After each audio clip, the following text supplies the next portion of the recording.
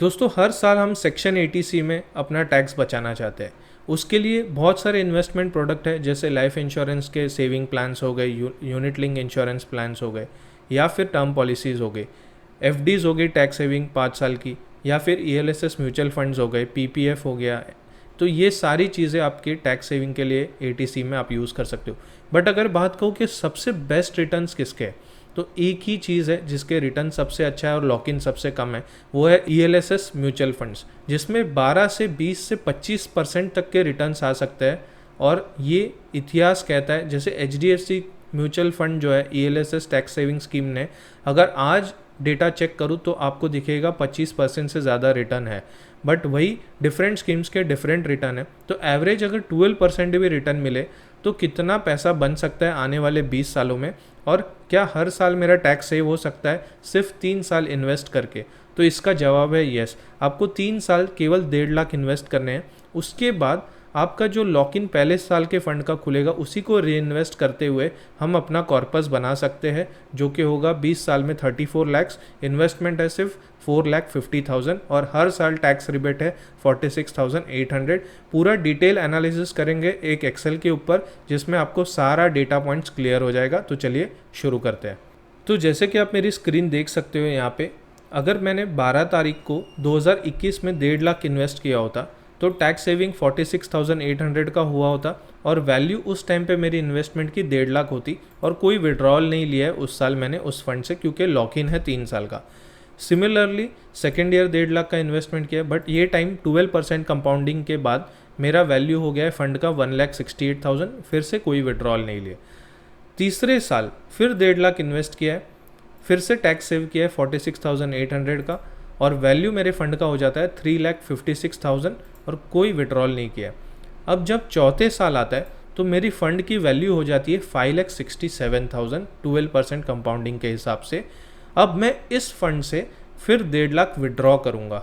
जब मैं ये 1.5 लाख विड्रॉ करता हूँ तो फिर मेरी फ़ंड की वैल्यू हो जाती है 4,17,000, प्लस ये 1.5 लाख जो विड्रॉ किया था मैंने पहले फ़ंड से विड्रॉ किया, क्योंकि इसका लॉक अप खुल चुका है।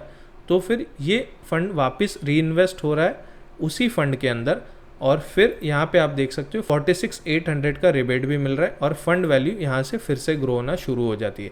तो यहाँ पे इसी तरह हर साल मैं जो भी मेरे फंड्स के लॉक ओपन है वहाँ से 1.5 लाख विड्रॉ कर रहा हूँ, फिर री इन्वेस्ट कर रहा हूँ, और मेरी फ़ंड वैल्यू यहाँ पे बढ़ते हुए चली जा रही है। तो इस तरह से अगर मैं 20 साल तक, जैसे पहले 3 साल में जो भी फंड्स मेरे लॉक थे, यहाँ पे पहले 3 साल या 5 साल तक मैं जो फंड्स यूज़ कर रहा हूँ वो पहले ही फंड से री इन्वेस्ट कर रहा हूँ पैसे, फिर दूसरे फंड से मैं एग्जॉस्ट कर सकता हूँ अपना कॉर्पस, उसी तरह तीसरे फंड से भी एग्जॉस्ट कर सकता हूँ, क्योंकि उनके भी लॉक्स खुल चुके होंगे। और इस तरह से अगर 20 साल तक इन्वेस्टमेंट चालू रहेगा तो मेरा जो इन्वेस्टमेंट था वो सिर्फ 4.5 लाख का था, बट टैक्स मैंने सेव कर लिया 9,36,000 का, और यहाँ पे मेरी फ़ंड की कॉर्पस वैल्यू हो जाती है करीबन 34,62,000 की।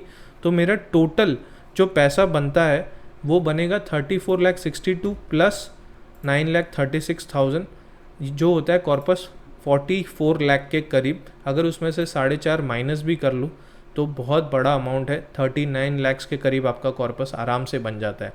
तो ये पावर है, आप सिर्फ 3 साल 4.5 लाख इन्वेस्ट करते हो और करीबन 44 लाख का कॉर्पस आप जनरेट करते हो। तो ईएलएसएस म्यूचुअल फंड के जो रोल ओवर की कंपैरिजन अभी मैंने करके बताई, अगर ऐसा टैक्स सेविंग इन्वेस्टमेंट करना चाहते हो तो मुझे कनेक्ट कर सकते हो, नीचे लिंक दिया है मैंने डिस्क्रिप्शन में, वहाँ जाके मेरे से ये गाइडेंस लेके अपना इन्वेस्टमेंट शुरू कर सकते हो, और हर साल आप अपना टैक्स बचा सकते हो इस फॉर्म में, जहाँ पे आपके रिटर्न्स काफ़ी हाई होने वाले, कॉर्पस बहुत बड़ा जनरेट होने वाला है। ये तो सिर्फ 12% के हिसाब से हमने कैलकुलेट किया है। अगर 15%, 16, 17% के हिसाब से रिटर्न्स की बात करें तो ये कंपाउंडिंग आपका जो है करीबन 50-60 लाख के ऊपर पहुंच सकता है।